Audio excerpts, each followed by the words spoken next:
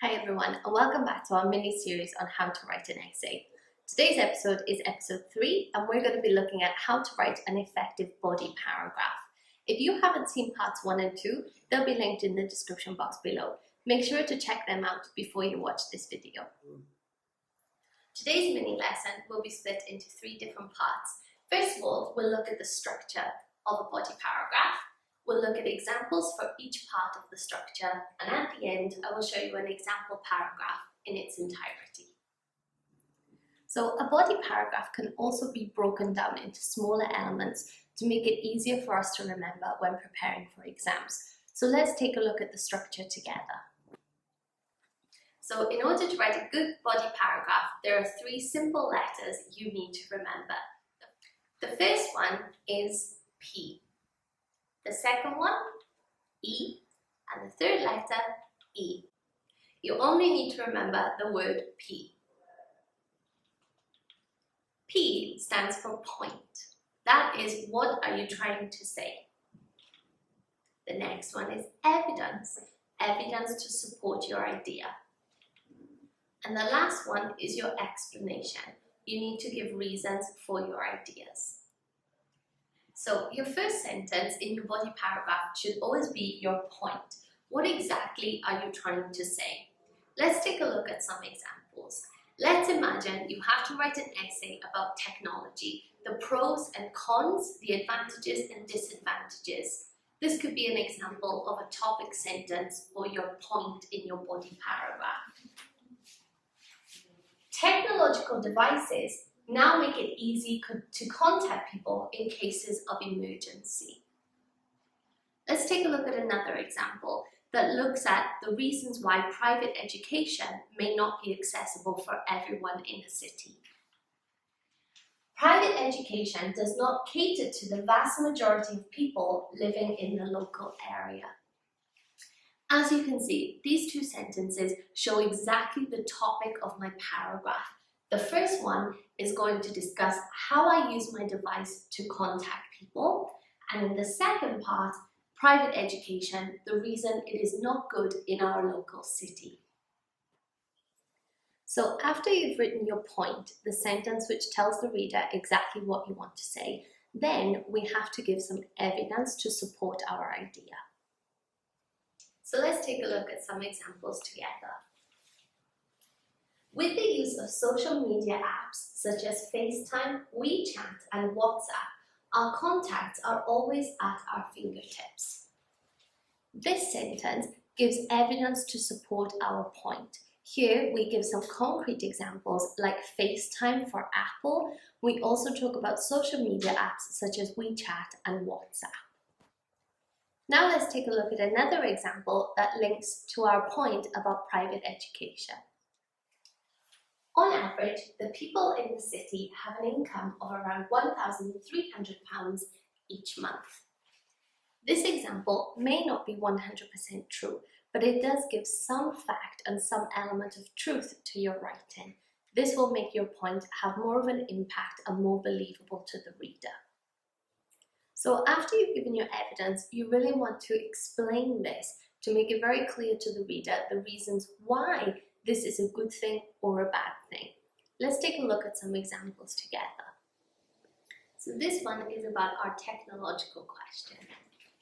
Since most people have a handheld device, they are able to use it in a personal emergency or to offer aid to others in trouble. This clearly explains the reasons why technological devices and communication apps such as WeChat and WhatsApp are very good for us in our daily lives. Now let's take a look at an example for the question about private education. This amount would not sufficiently cover the expenses that come with private education when considering the other outgoings people incur. Again, this sentence really explains the evidence that we've used in the previous slide. This will make your reader informed and they can make a correct and informed judgment decision. Now let's put our paragraph together and see how it sounds in its entirety. Technological devices now make it easy to contact people in cases of emergency. With the use of social media apps such as FaceTime, WeChat, and WhatsApp, our contacts are always at our fingertips. Since most people have a handheld device, they are able to use it in a personal emergency or to offer aid to others in trouble. Now let's take a look at our paragraph in its entirety and try to identify the point, the evidence, and the explanation of each part. Let's look at the first two sentences. Technological devices now make it easy to contact people in cases of emergency. This is the sentence that gives us the important information the reader needs to know. This is our point. Now let's take a look at the evidence. With the use of social media apps such as FaceTime, WeChat, and WhatsApp, our contacts are always at our fingertips. By using clear examples, real-life examples such as FaceTime and WeChat, we are showing the reader that we have researched and we know the elements of truth in our essay. And finally, let's look at our explanation. So in the last three sentences, we have, since most people have a handheld device, they are able to use it in a personal emergency or to offer aid to others in trouble. This gives a further explanation to our evidence, again making it very clear and simple for the reader to follow. This is a good body paragraph that you could include in your essays about technology. Now let's take a look at our private education example. If we look at the first sentence, private education does not cater for the majority of people living in the local area. This is exactly what we want to say.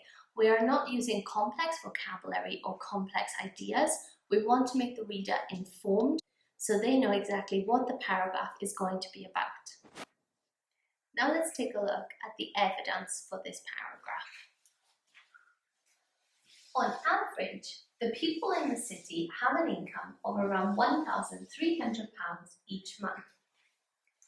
This gives the reader real-life scientific numbers, which shows that we have done some research in order to make the reader informed. And finally, let's have a look at our explanation for this paragraph.